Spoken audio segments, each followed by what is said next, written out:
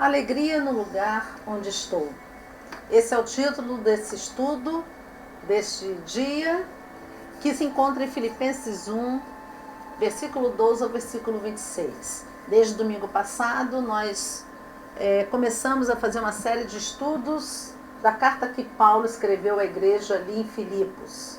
E domingo passado, nos 3 primeiros versículos do capítulo 1, hoje nosso estudo está baseado ainda no capítulo 1, mas no versículo 12 até o versículo 26. Eu gostaria que você, que está me ouvindo, abra sua Bíblia em Filipenses 1, versículo 12. Diz assim a palavra de Deus: Irmãos, quero que saibais que as coisas que me aconteceram contribuíram para o avanço do Evangelho. Como eu disse domingo passado, Paulo, ao escrever essa carta à igreja ali em Filipos, uma carta que tinha como objetivo, acima de tudo, agradecer aos irmãos ali, esses irmãos que sempre estiveram apoiando, suprindo as necessidades materiais de Paulo, e Paulo, diante do seu reconhecimento desse carinho dos irmãos ali em Filipos, escreve essa carta também com esse intuito de agradecer e também de fortalecer a fé dos irmãos ali em Cristo. E ao fortalecer a fé dos irmãos ali em Cristo, ele fala da importância desse sentimento da alegria, né? E ele nos dá uma grande lição, não só aos irmãos ali em Filipos, mas às nossas vidas nos dias atuais. E essa carta aos Filipenses é mais do que atual para os nossos dias. Nós que também nos encontramos nos dias de hoje, vivendo esse momento de pandemia, vivendo esse momento de isolamento social, tantas pessoas perdendo o trabalho, perdendo entes queridos, momento de luto, enfim, nós estamos vivendo uma circunstância que jamais poderíamos pensar. O mundo inteiro está vivendo assim, mas da mesma consciência que Paulo estava, quando ali ele se encontrava, quando escreveu essa carta preso, como eu disse na lição passada, né? Paulo estava preso em Roma quando ele escreve essa carta,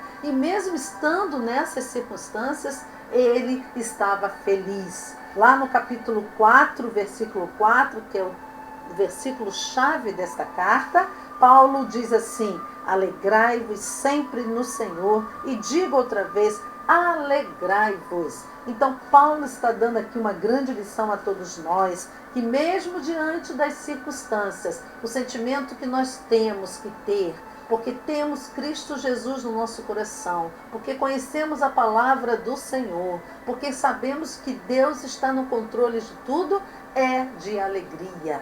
Esse é um sentimento que é um sentimento de bem-estar na vida do cristão, né? E é o mesmo sentimento, queridos, que nós devemos ter, né? E Paulo tinha esse sentimento por quê? Aqui, como na carta de Filipenses, ele diz aqui no versículo 12, irmãos, quero que saibais que as coisas que me aconteceram, então ele tinha consciência que tudo que havia acontecido na vida dele, ele já tinha passado por muitas situações, né? Por muitas tribulações, por muitas necessidades, por muito sofrimento. Ele diz aqui, sei, né, que tudo isso que esteve acontecendo comigo contribuiu para o avanço do Evangelho. Ele tinha essa consciência plena. Será que nós também temos tido essa mesma consciência?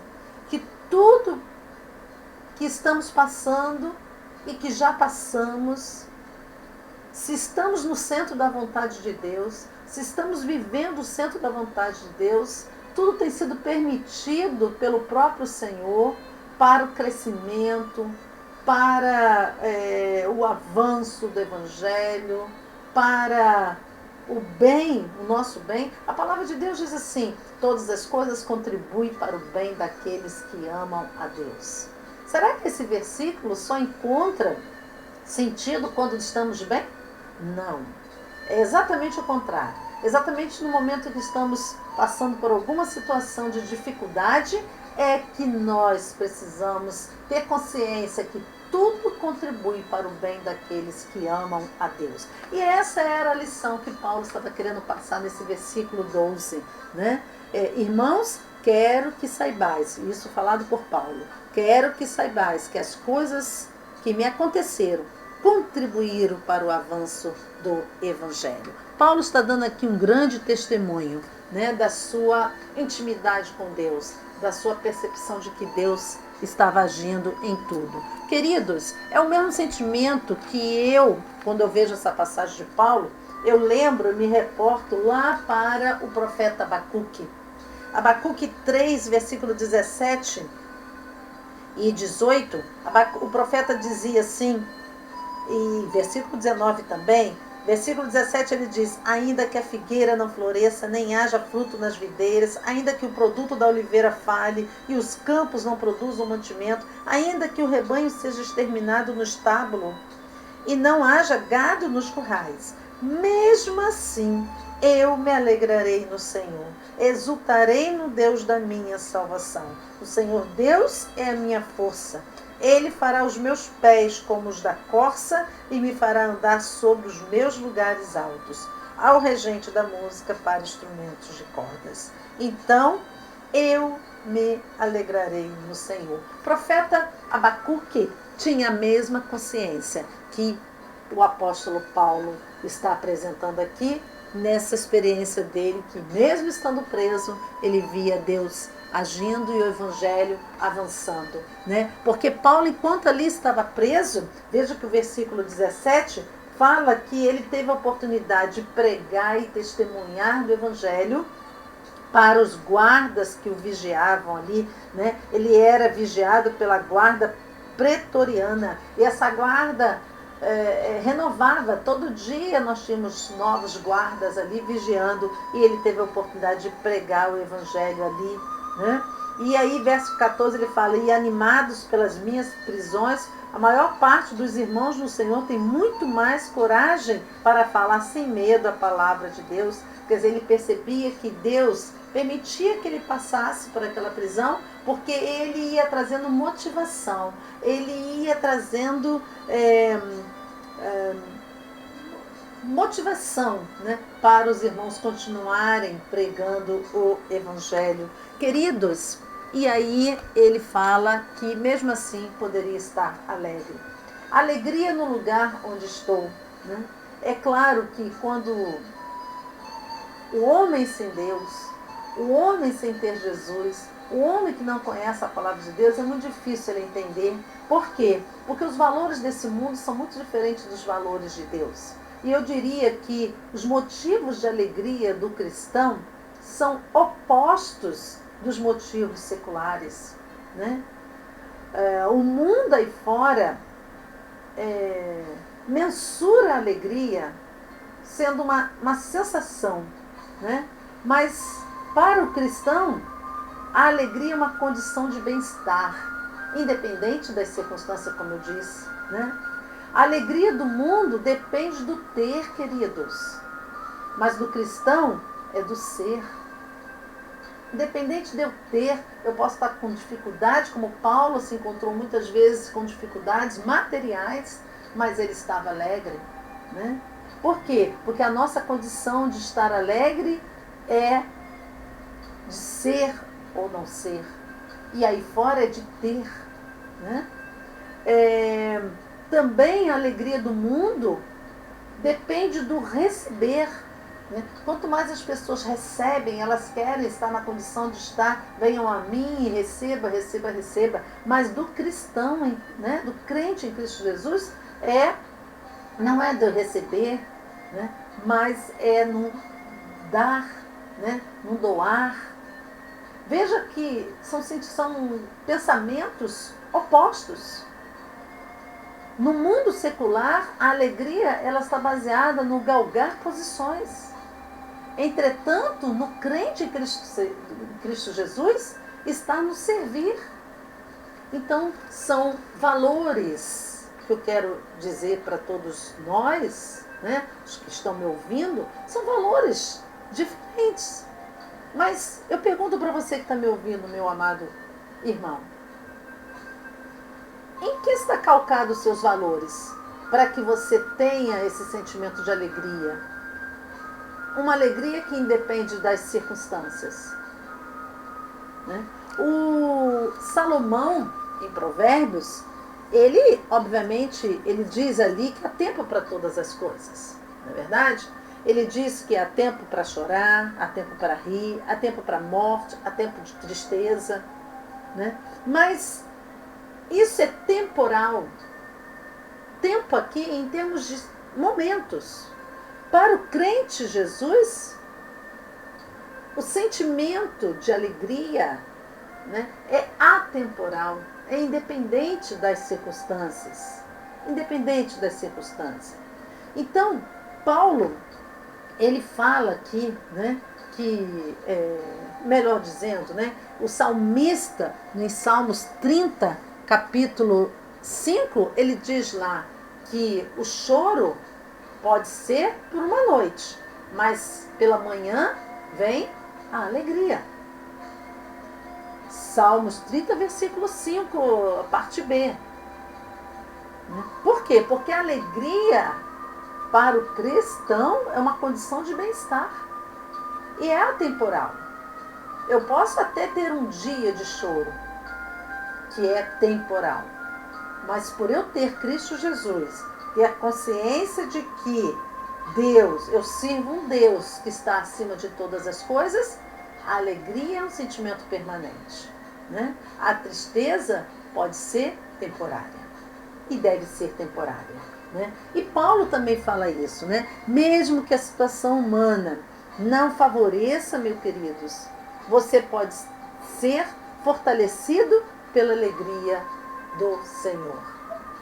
Né? Alegrai-vos no Senhor. É isso que Paulo está falando. O salmista também, no capítulo 16, se você quiser, abra lá sua Bíblia em Salmos 16, versículo 11, ele fala que estar na presença do Senhor há plenitude de alegria. Né? Toda vez que eu estou na presença do Senhor, eu tenho plenitude de alegria. Então, queridos, o que nós podemos falar dessa lição? Alegria no lugar onde estou. Né?